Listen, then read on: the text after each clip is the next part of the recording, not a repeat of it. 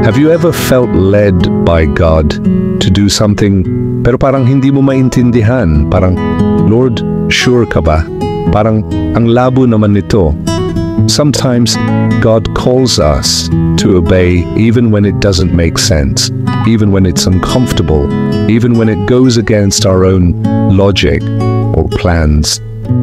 Pero sa bawat hakbang ng pagsunod, kahit hindi malinaw, may tiwala, may pangakong kapayapaan. Tonight, pag-uusapan natin ang isang uri ng pagsunod na hindi laging madali pero laging makabuluhan, yung pagsunod kahit hindi mo gets.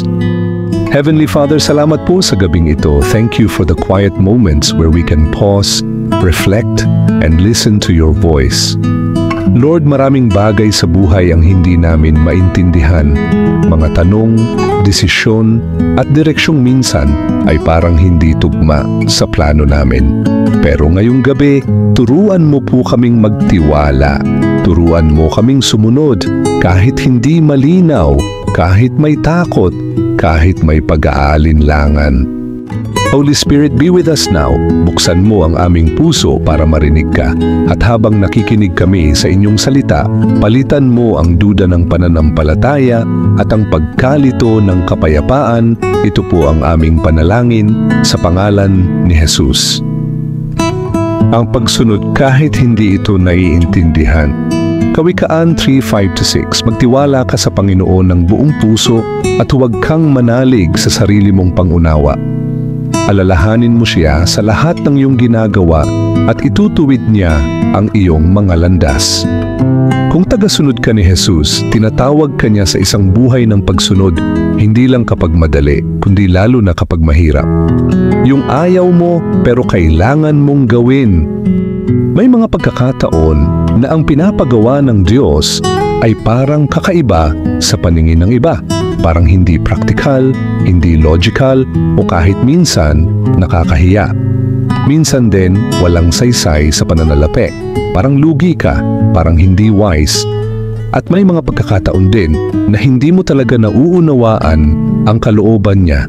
Nalilito ka, natatakot ka, pero ramdam mong tinatawag ka pa rin niya.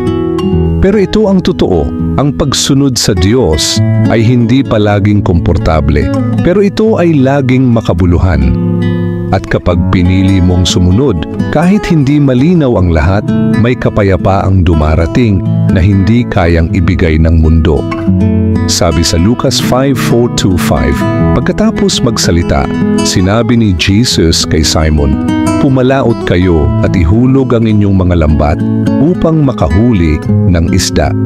Sumagot si Simon, "Guro, magdamag po kaming nagpagod at wala kaming nahuli, ngunit dahil sinabi ninyo, ihuhulog ko ang mga lambat." Pumasok si Jesus sa bangka ni Simon Pedro. Pero hindi doon nagtapos, nagsimula rin siyang magbigay ng instruksyon kung paano mangisda. Pansinin ang naging tugon ni Pedro. Hindi siya nakipagtalo kay Jesus. Hindi niya sinabi, "Panginoon, karpintero po kayo. Ako ay mangingisda.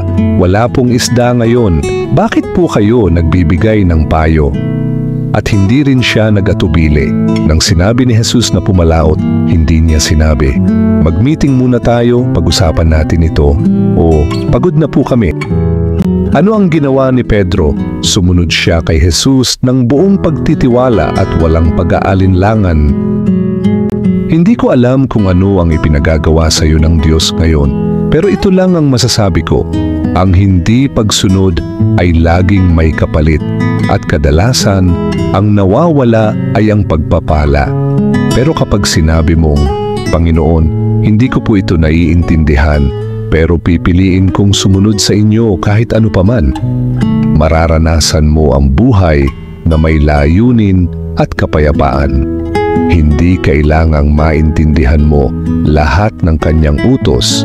Ang mahalaga ay sundin mo ito ng may pananampalataya.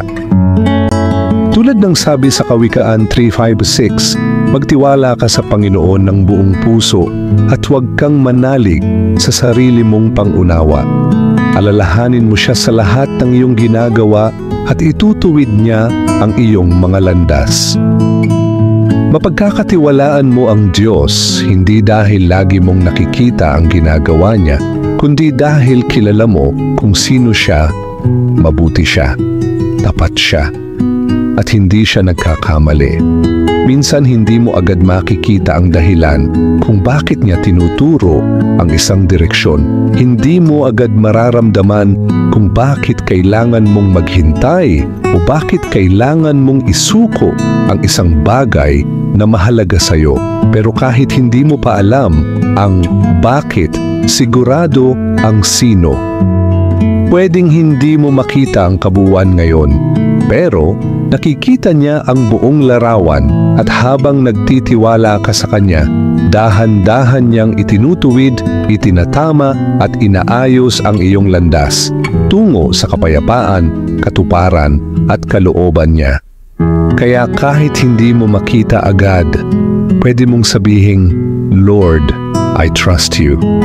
Dahil alam mong hindi kanya pababayaan. Panginoon, salamat po sa gabing ito. Salamat sa paalala na ang pagsunod sa inyo ay hindi kailangang laging malinaw, ang mahalaga ay may tiwala. Turuan mo po kaming sumunod ng may pananampalataya.